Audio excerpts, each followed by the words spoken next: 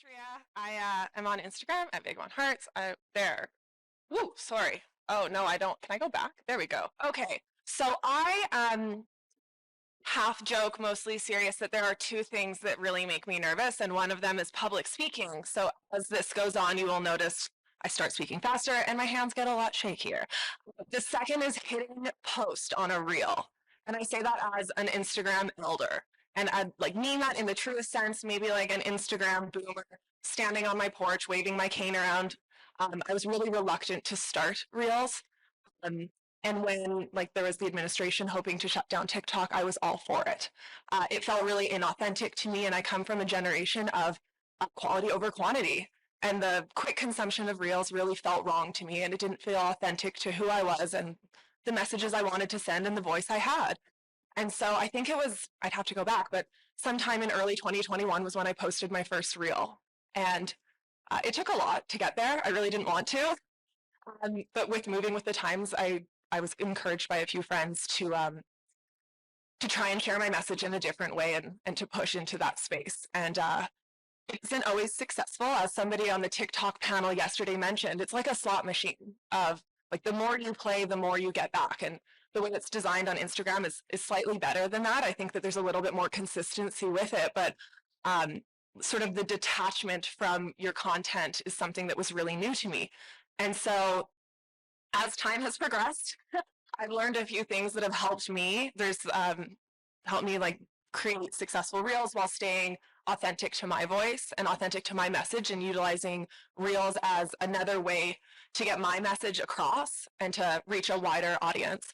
And so here are sort of five things that everyone can do to create better reels. And one of them is like in difference with TikToks and reels is it does matter if you have high quality videos on Instagram. Instagram does, they value that as an app. They've come out, they've said this many times, that it isn't necessarily, you don't need a professional camera, although that does sometimes help.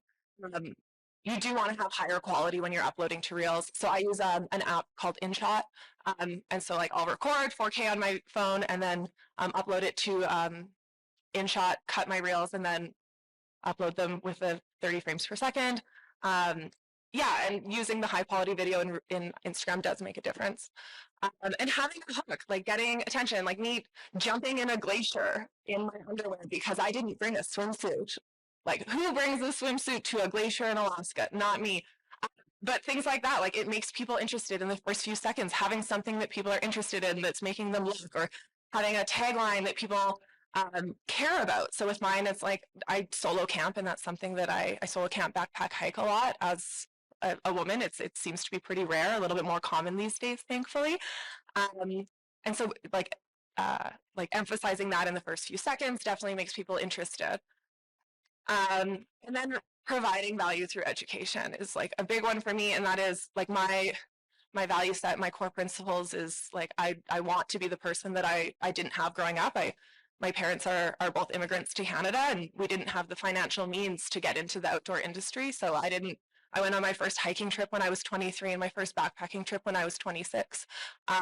So I didn't have that mentorship, and that's sort of who I wanted to be. So being able to show my packing lists and like show them in fun, creative ways, like this is a really fun visual representation. And my audience has, and like the audience of in general, it seems, has really responded well to like having value provided in these short, oh wow, I'm really shaky now. Is like utilizing the like audio trends. So I, again, not super tech savvy, Instagram elder over here, couldn't put a video here. I don't know how to do that. Mine are like utilizing the beats of the music, like changing my clips at those beats, like really being consistent with that, being mindful with that. Or if the audio says like the word smile in it, like having a clip where I smile or jump or do whatever it says, and it makes my audience feel like they're in on a little secret with me. And like a lot of times they'll rewatch it again and again because they're like, hey, wait, did I just see that? Did she do that? Is that something like almost like a little like secret between the two of us? And I'll get a lot of messages and comments about those things. And then finally, like finding trends but making them your own. Like there was the big one is like like the get readies with me and like the what I eat in a day, and like a lot of my life is surrounding backcountry camping, and so a lot of my content is not necessarily like showing what I eat in a day at my house, but showing what I eat in a day in the backcountry. And yeah, again, using viral audios, like I mean, these are all like older reels, but if you see like a little arrow, I think this is I told someone this the other day and I thought it was like common knowledge. Apparently not. If there's like a little arrow where those music notes are, that means it's trending, and like those audios are picked up a lot more by Instagram. And then that's me. So thank you. Can you slide that down? Does it have enough? Oh no, no. You got it. I'm so sorry. Yeah. So I'm a little blind. Oh, here. So how to go viral? I'm going to bore you guys a little bit. Mine is going to be more about looking at like the metrics and understanding why things work, and some tips that'll help you go viral with different things. Okay, so I went through and I took a month average and I looked at different things. So the photos versus reels, and which one are more liked on average, comments, shares, saves, reach, impressions. And reels are way, way more engaged with overall as far as the likes, comments. Comments not as much, because like if you have an engaged audience, they're going to comment on either way. But getting the content to spread around, the reels absolutely take it to the next level when it comes to Instagram. So looking at the different key metrics to think about to go viral, the biggest thing, saves and shares are definitely 1 and 2, and they're interchangeable. Comments, likes, the least important out of everything. So you can kind of see, like, I screenshotted some of the metrics from some older videos on here where you can actually see how many times people were sharing the videos, saves, and that's what really resulted in getting more views. And then having, I think, the thumbnails. So having a compelling thumbnail is extremely important. Like, give people a reason to click into it on the Explorer feed, whether it's in action or something. For me, I shoot a lot of other people. I'm trying to promote everybody around me to build them up. And so I really try to capture a moment. So real life for me, a little bit different experience. Like I've noticed that if I put more effort in my reel in the sense of cutting it up and doing multiple scenes and different things with the beat changes, I don't get as much reach with those reels as I do if I've got a 5 to 7 second clip that is straight shot through with the music. And then I try to time things obviously with my music to match like an action, whether like in this it's the fly taking off or the line shooting out through the rod. That's something that I found really, really helpful. So I'm going to repeat a little bit about what Andrew said, frames per second and the file types. So 30, 60, and 120, definitely the preferred frame rates for Instagram. If you upload, I'm sure you guys have seen, if you upload something over 24 frames per second, it doesn't look good. It's kind of choppy and it's just not a real crisp quality. For a while though, .mov was the file type that Instagram really did well with, but MP4 actually has been sharper for me recently. And like she said, I mean, keep forever. It's you never know what's going to take off. Sometimes you're going to see that your views are kind of low, and then all of a sudden, just boom. You're like, what did I do different? So the algorithm is always changing, and that is me.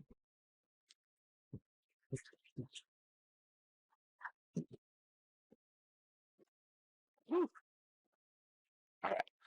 I'm gonna stand up and like rock a little bit just because otherwise I get super shaky as well.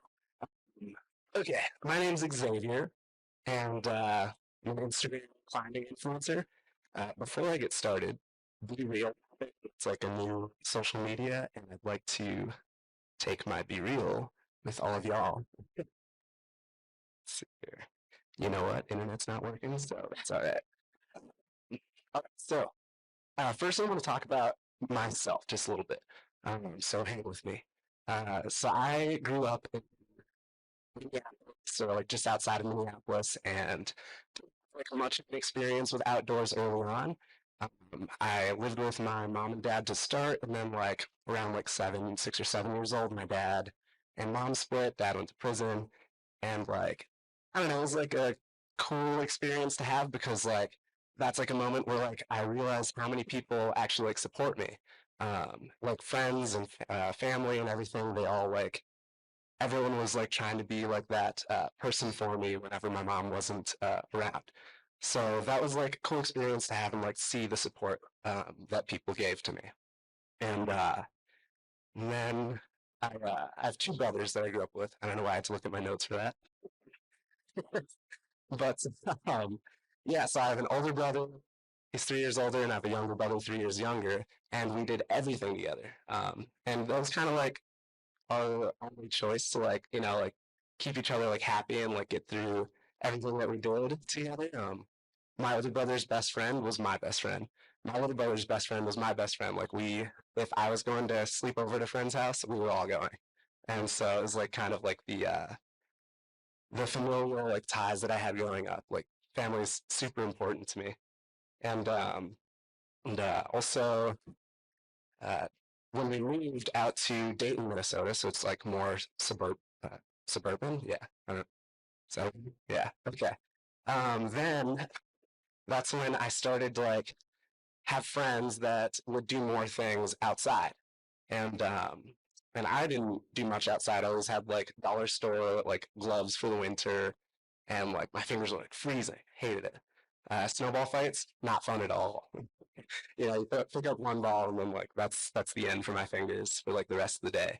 Um, and so had all these friends though that had like extra gear. Like they had gloves, they had extra snowmobiles, they had extra kayaks, they had all these extra things so that I could experience these things that they loved and like they were passionate about.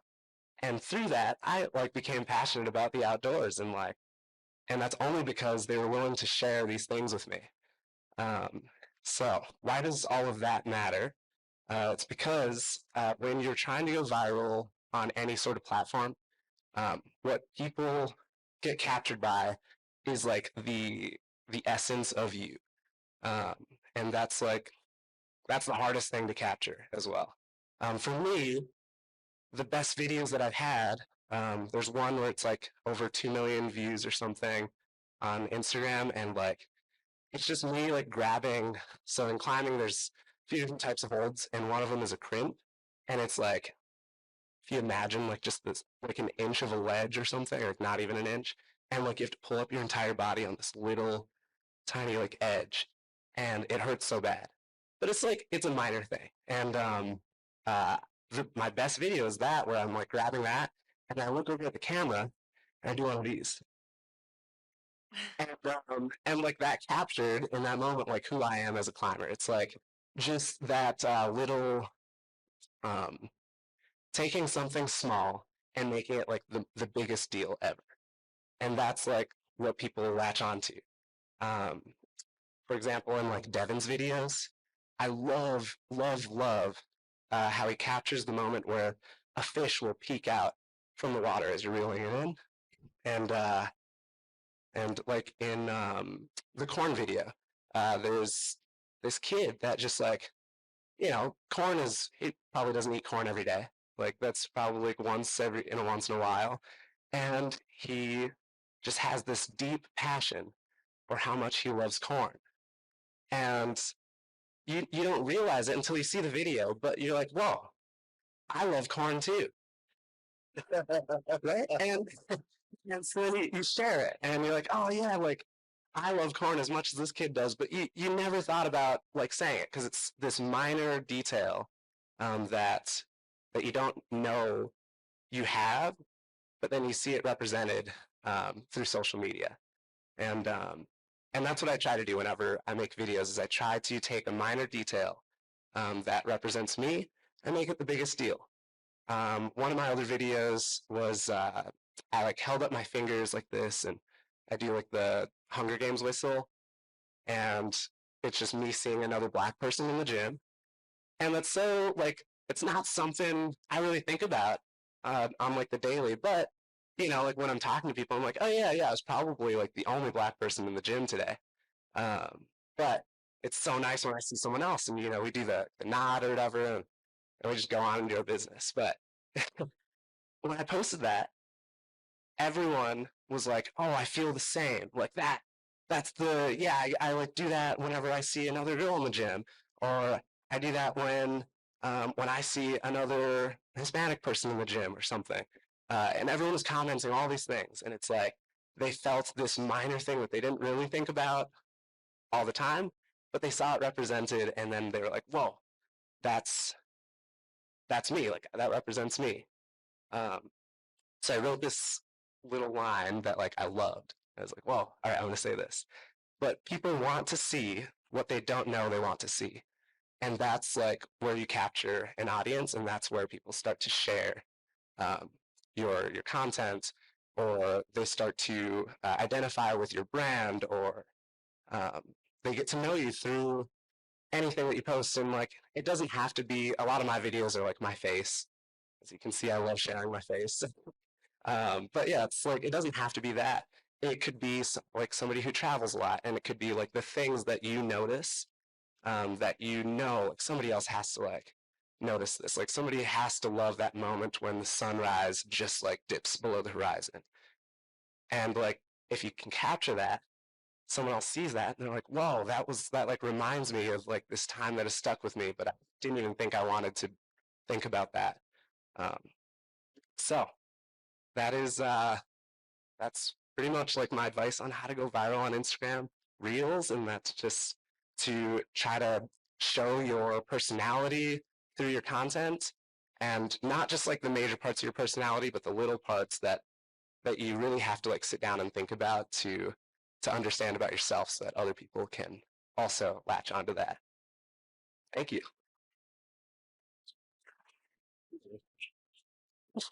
Nice job.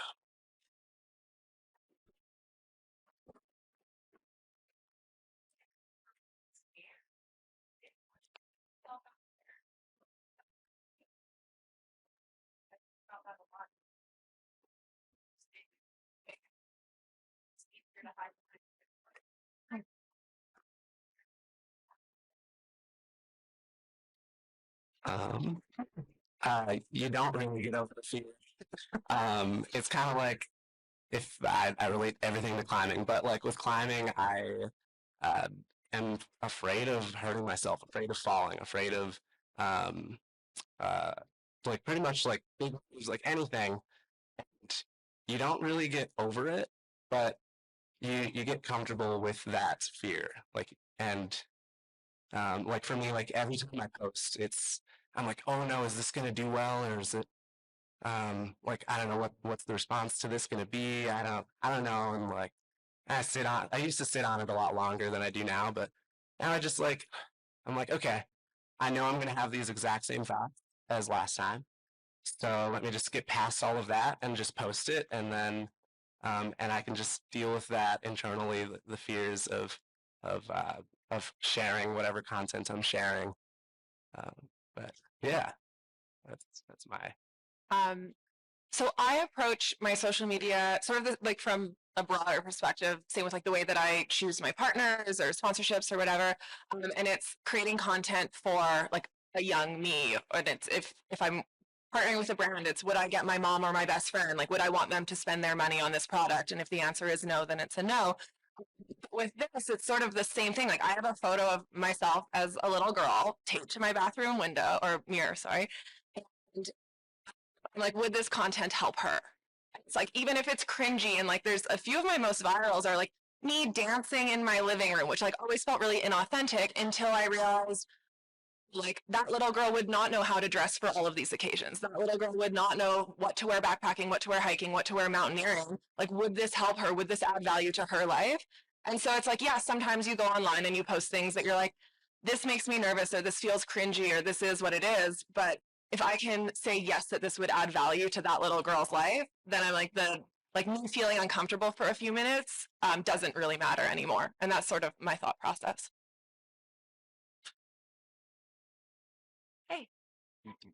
Go for it. Yeah.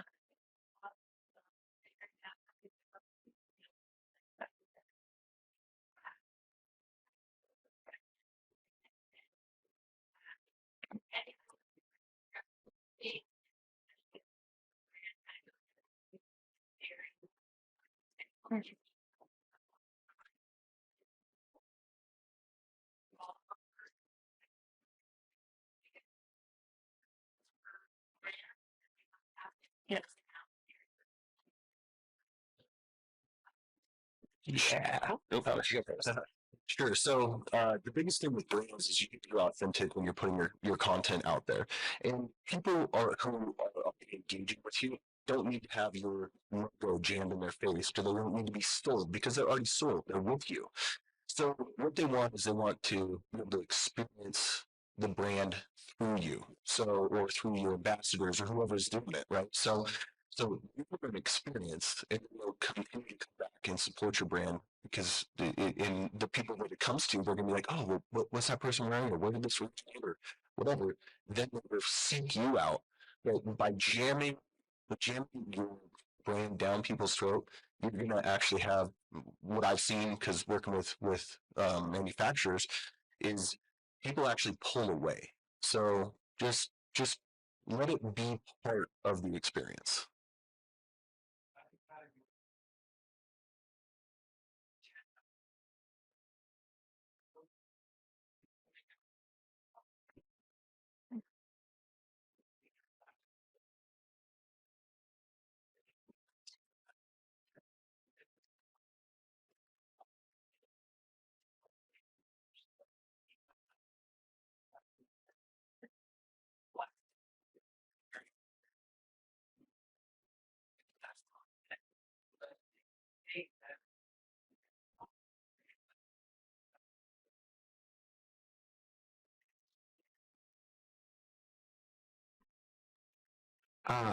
Just wanted to also add to that, like with brands, there's still a way to like add personality to content that you post, and like I think you can do that through like the audience that you're trying to reach.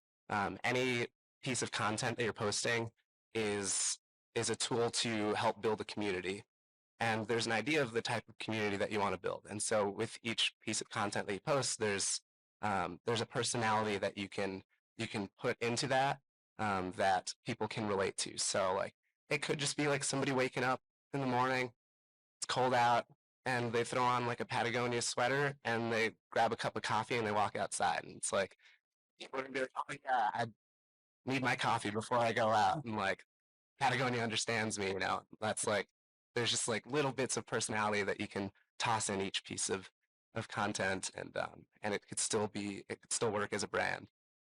And see, I would argue that Patagonia does have a big personality. Like, I mean, I think like there are definitely feelings I get when I think about Patagonia and your values and your ethics. And I think there's like a lot of companies out there where like their values do shine through, and it's highlighting those and like again showing like the product in all different walks of life. Like it doesn't have to have the logo like big showy. I think again like people are veering away from that a lot these days. But showing it in like real life utility and being able to connect with like people from all different walks of life. Yes, like I wear my Patagonia like dog walking. I also wear it mountaineering, like different pieces and different aspects of life. I think could be really cool storytelling. And again, like staying authentic to your brand messaging. It's huge. You talk about real life. You said so exactly. You're talking about the 7-second big reels that you're doing. What's the match? So that's a loaded question. Okay. So I've seen positive like with these guys' rules where they're doing better and they're getting phenomenal engagement. And it depends on So like I sort of like stick to like 30 seconds being my max length. But if I'm doing a 30-second reel, like there like you're following a story throughout that you want to see the end of. So it's like again, like if I'm showing my meals throughout the day, like it has to be longer because there's so much content in that. I eat a lot. And so, and so those ones have to be longer, but people are watching them throughout because they want to see the entirety of it. I think if you're not using that type of hook of like, hey, this is a story you're following, I agree. The 5 to 7 seconds tends to be what Instagram picks up quite a bit more. And like my 5 to 7 second videos are more about the visual experience. So like I'm a photographer and the reels thing was kind of a push for me. Like, okay, how can I capture a photo but make it moving? So I set up and I take my reels, as if I was going to set up to take that photo for catalog or whatever I'm doing, right? And so I'm just putting motion to that photograph. And so I want my 5 to 7 second reels to have some sort of visual experience or emotion that goes with it. And so that's why I say that my shorter reels, the longer stuff does fantastic if it's genuine. Mm-hmm.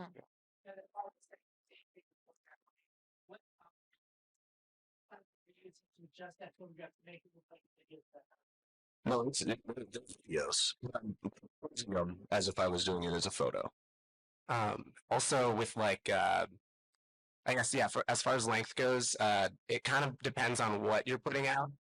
If you're trying to capture a feeling, a moment, or something, then it's best to keep it short. But if it is something where it's like this is meant to be educational, it could still go viral because, like Devin showed, what really drives a post is people's um, mm, like wanting to share it, like people wanting to share it.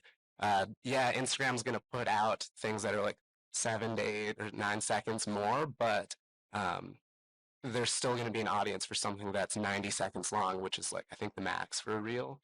I'm not sure, but Like a minute or 90 seconds. yeah, and you could like do something that is that long, and as long as you're engaging your audience and capturing your audience the whole time through, people are gonna want to share it. And with Instagram, it's like it could blow up months from now because like like after so many months, maybe like 2,000 people like sent it to. And that's the other side of it is definitely like that just like it's unlike photos on Instagram where like if it's performing well, it's performing well. Like there have been reels of mine that have like for me like a like an average reel is about 100 to 300,000 views and that have like 15,000 views in the first day and then 2 weeks later will go up to 1 million. Like it's just like the video gets picked up or people start sending it to one another and it catches on. And that was sort of a harder lesson for me to learn coming from like the legacy Instagram mindset is like don't delete them, don't take them down, just like sometimes things pick up later, sometimes like a year from now something can go viral that like didn't previously.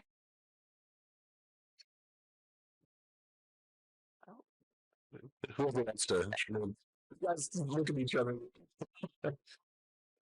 Yeah. Yeah.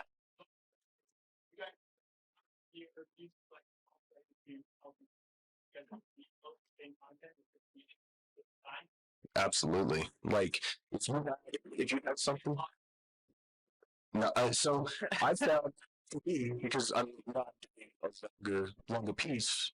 I'm taking those 5 to 7 seconds, and I can recycle them a year later. Like if something did 9.9 million views at the beginning of the year, I could share it 9 months later and still get it, or like cross post it to another account that I'm managing or something like that.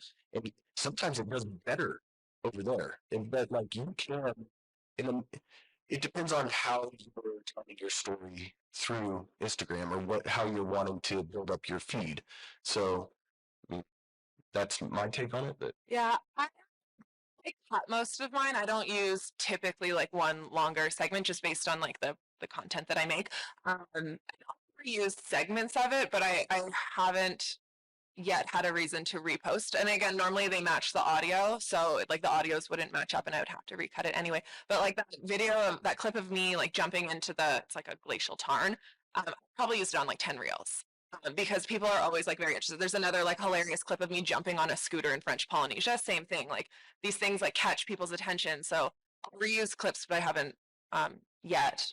Not saying I wouldn't, but I haven't yet reused a video in its entirety.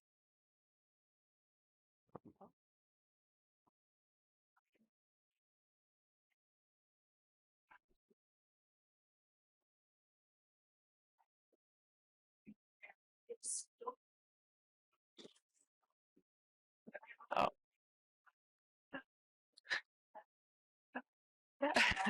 Mm. So I use an outside app. It's called InShot.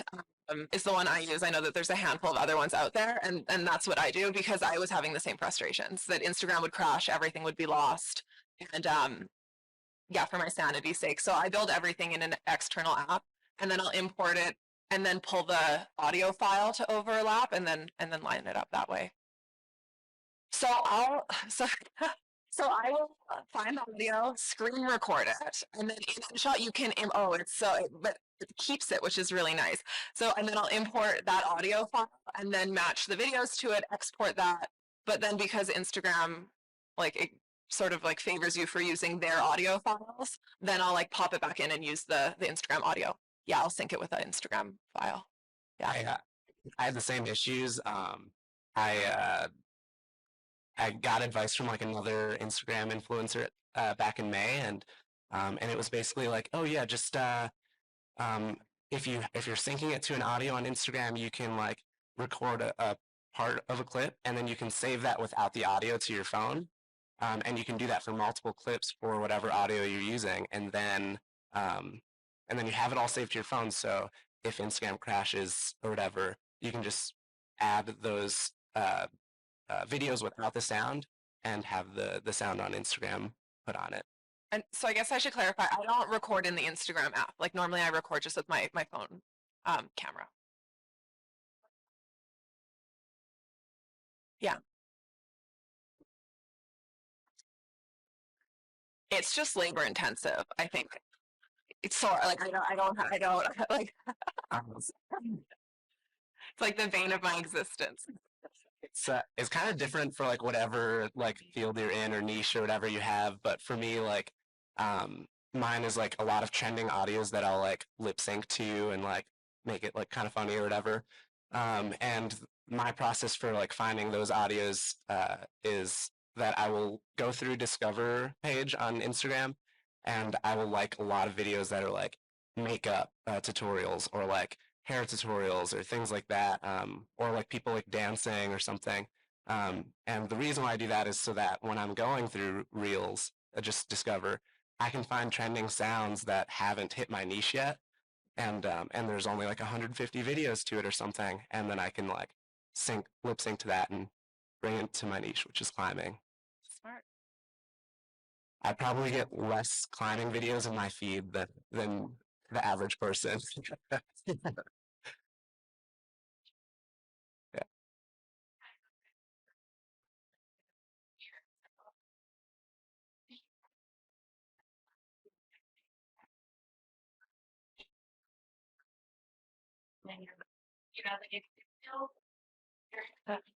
Yeah.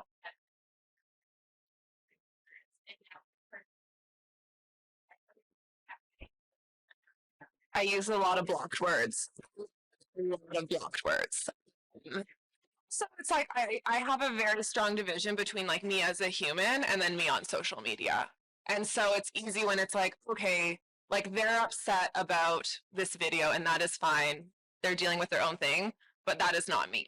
And so, and even like with education, it's like I'll say the wrong thing or my information is outdated or somebody disagrees or based on like location, I'm saying something that they don't agree with.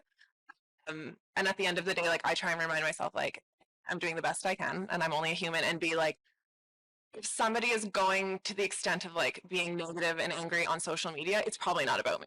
And it's like just a complete separate division, because I had a really hard time with that for sure. In the beginning, I took everything really personally, um, and it made me take like, I think there's like a 6-month break where I couldn't even open the app. Like it was just too hard. So having that like really strong division between like this is me as a human and this is me as a like a brand helped a lot. I also use the restrict tool a lot. So like a lot of times when people go to comments, they will follow whatever the trend in the comment section is. So like if somebody's commenting on like my hair or something, like, oh, nice haircut, all of a sudden like 10 people are going to say, oh, I love the haircut, love the haircut, love the haircut.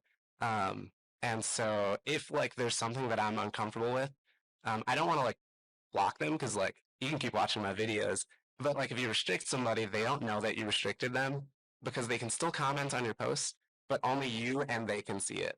And so they have no idea that you restricted them. And that's kind of how I like control my comments. Sometimes like if somebody's like going to comment on me, or like me being a person of color in like a negative way, like, okay, I'll restrict you, but you can still like watch my videos and give me the plays. That's smart. So I take a little bit of a different approach because I'm not generally the one in front of the camera, right? So I leave the negative comments. I just interact with all the positive people because the way I look at people being negative on either feed or whatever, those people are just your super fans. And if they can get your attention by being negative, then they're going to be negative. But if you only reward the people who are being positive, and you ignore that negative, at some point that person's going to turn around and be positive. So it's like, yeah, that's the way I look at it. In the very back. That's you.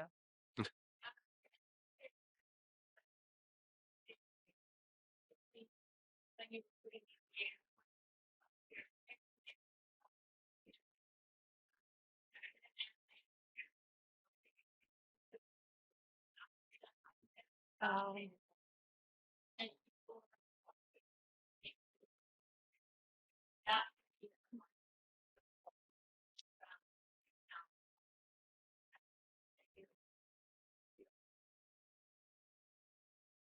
Okay. I firstly remind myself that I will never see those people again.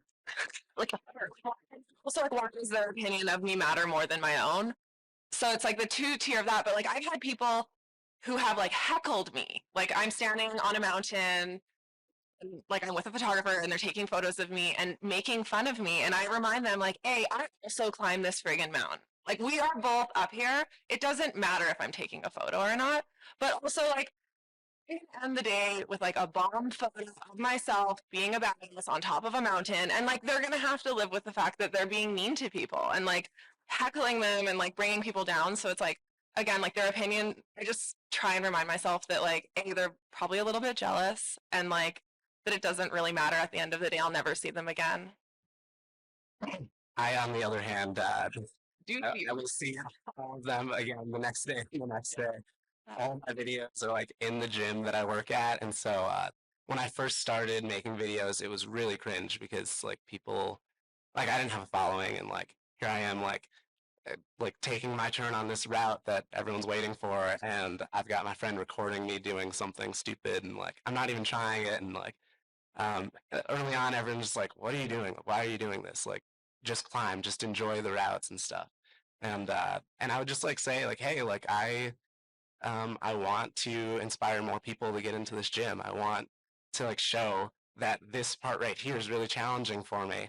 And it's fun to like, it's fun to make it fun. And now I'm just like that weird person in the gym. It went from like people like sort of judging me, and now like in my like space, I go to climb and people are like, hey, are you gonna shoot a video? And I'm like, oh, no, I wasn't planning on it, but like, I guess if you're okay with it, like, yeah, I'm gonna do it. Yeah, I'll shoot a video. And so now, like, people are like wanting to see the process of it, and I think they find it interesting. And just as like it's entertaining people to like post it, it's entertaining people to also record it. So I kind of lean into that and just let people think you're weird, or let people like see the process that you're taking, and just and I think that also will help with the fear of posting it, because you're like, I just went through this entire like cringy experience of recording in front of these people. There's no way I'm not posting this. You've had your hand up. Too much. Yeah. So for me, it depends on the day. Like sometimes I'm just throwing something out there that's just positive, or I'm just trying to, you know, engage with people a little bit, or asking them a question or whatever. But I've really put a lot of thought into how my hashtags interact, because everything that you put in your description is a searchable word, right? So I try to make sure that all my hashtags kind of support whatever I'm putting in there for my description.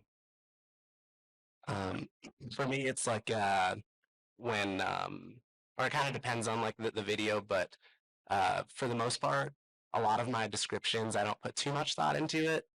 Sometimes there's something I really want to share and like get off my chest, and I'll like post a funny video, and then also like it's kind of like a journal entry in like in my description, which kind of works sometimes if you have a long description. People are reading that, and as they're reading that, your video's playing over and over again.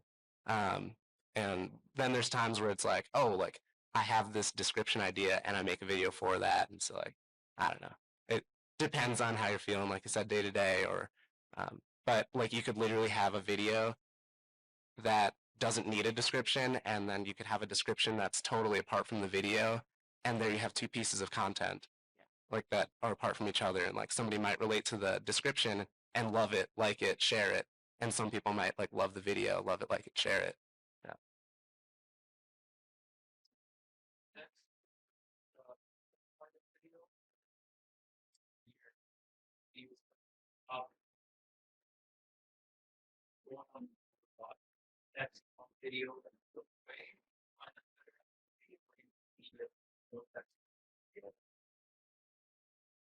I use cover photos mostly because, again, like legacy Instagram, I care about how my feed looks too much. So it's like all of like the cover photos are from like my camera.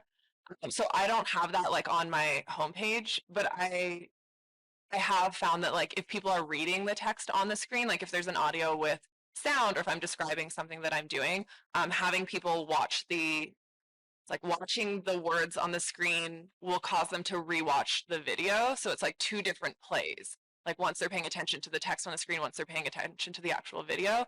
But I don't have text on the screen when my video starts typically, or like on the cover photo. I sometimes do just when like a lot of times I try to like capture like a feeling or like an experience or something, and so like I'll have the text that says like, oh, when you go to the gym or something, and like it's like the way that you like pretty much the way that you're thinking about it. If you're like, oh, this is like an experience when I go to the gym, maybe that's like a good thing to like put up there because that's gonna like stick in their head as they're like going through other videos. Like, oh yeah, that one video is like when I go to the gym. Um, but then like there's other videos where it's like I don't need to like explain it. So like if I were just like trying a dynamic move like over and over again, I don't have to like have any sort of like words on the video. It can just be like me just doing it because like here's something for you to watch, and then they watch it. And I'm not like trying to capture a feeling in that at all or anything that I need to share.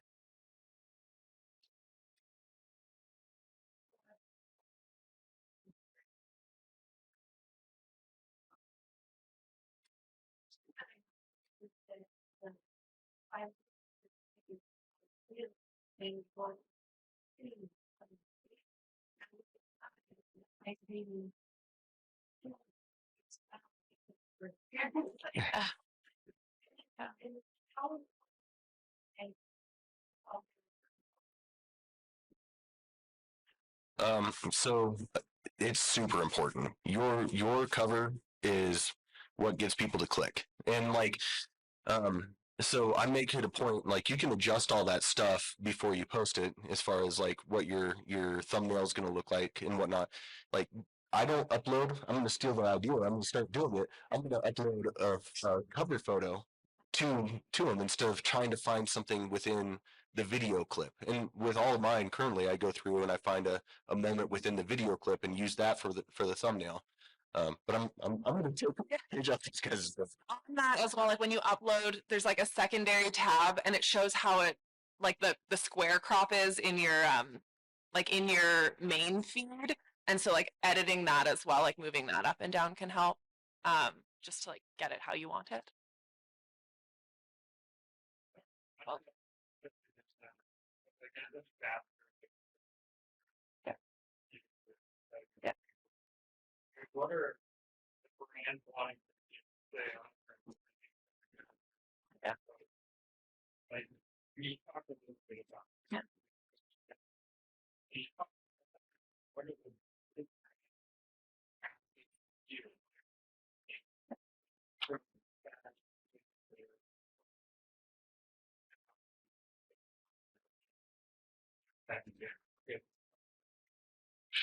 I can. Just So uh, typically that's all like in the contract beforehand with reels. So it'll go into like the length of the reel that they would want, and then like showcasing the product. So like a lot of mine will be companies wanting to see their product on me. So like a Patagonia would love to work with you. I'm just throwing it's showing like authentic use of it, and so that's actually how I get a lot of the brands that I work with is like they'll see their products in my reels, and they want to have those like authentic relationships of like, how am I wearing this sweater? Like I am wearing it walking the dog, I'm wearing it hiking, like when it's cold in the morning, I'm wearing it in these different spaces, and so it is like that authenticity of like, if I had a product that I'd never used before, it would be very apparent. And so I think a lot of my clients will um, like want their product showcased like that. And then the tags are, you can either, there's a few different ways, like have them tagged in the caption and in like the reel itself, or utilizing the collaborative tool. So the collaborative tool is kind of cool in which it'll show up on like your page and the brand's page. And so it'll be like a shared post between the two. And I found like a lot of brands are really like leaning into that these days, instead of just like reposting the content to their page at a later time. And normally, again, like that's negotiated ahead of time, and you'll have like the date and time that you want it to go live. But that's, I rambled. Yeah. Yeah.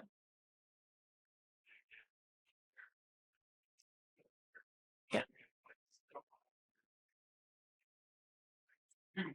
So, yeah. Yeah. I've only done like one like ad thing, but like for mine, I like told the brand, I was like, hey, like I'm gonna like, if I'm doing this, I'm gonna make the video like how I make all my videos. And they were like, all right, like as long as like, you get people to go to our page. So we did a collaborative post, and I just did like a funny video about like learning how to tie ropes or whatever. And I used a sound from Schitt's Creek. And like people like loved the video, and because it was a collaborative post, and like in the description I said #ad, like I love ropes, but like this company can help you like learn how to like climb safely outside or something. And like so basically like I just like, the reason why they're reaching out to me is because they love my content and they want my audience to like get to them somehow. And the best way to do that is like for me to reach my audience the way that I have been. And there's creative ways to like. And I just add on to that, like to trust your creatives. Like a lot of times the worst partnerships are when there's too much creative direction is what I'll say, and they don't perform well. They don't feel authentic. They don't perform well. So approach creators that you love their content, that you think that your brand would authentically work well with, that like their style of videos is what you want, and trust them. Like trust them to do their jobs. Trust that like, I know it's hard. It's like, it's your baby. It's your brand. You're like, here, take my baby. Let's go. But I think that like the most fun I have and like the most excited brands I work with are the ones that are like, hey, we trust you. We trust you to do your job. Make us something great. And like those always end up being the best. Oh, we only have 1 minute left. One question. Yeah. So I'll just Sorry. add to it a little bit, like authentic use. I mean, so if I'm shooting something like for a brand, I want to see their stuff being used as they intended it. So like, I've done stuff with footwear, and they want to see that intense use of that product being in a challenging situation. So, yeah, authenticity. Got time for one more question?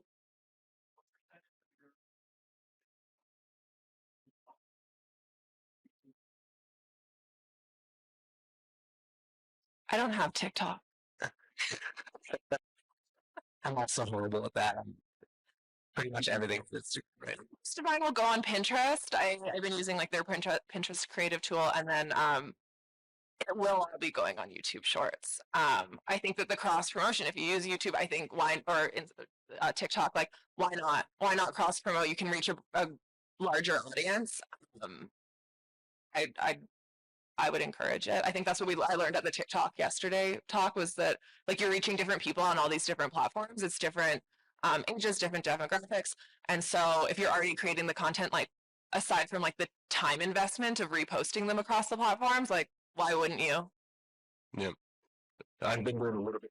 I'm struggling with TikTok. Like I haven't figured out that game over there yet. And I do some stuff on the YouTube Shorts, and it does really well. Like you can download the content directly out of Instagram. It doesn't matter. Like so TikTok and YouTube don't care if you have the watermark from the other app on there, and it seems to perform really well. So I mean, why not? Yeah. Awesome.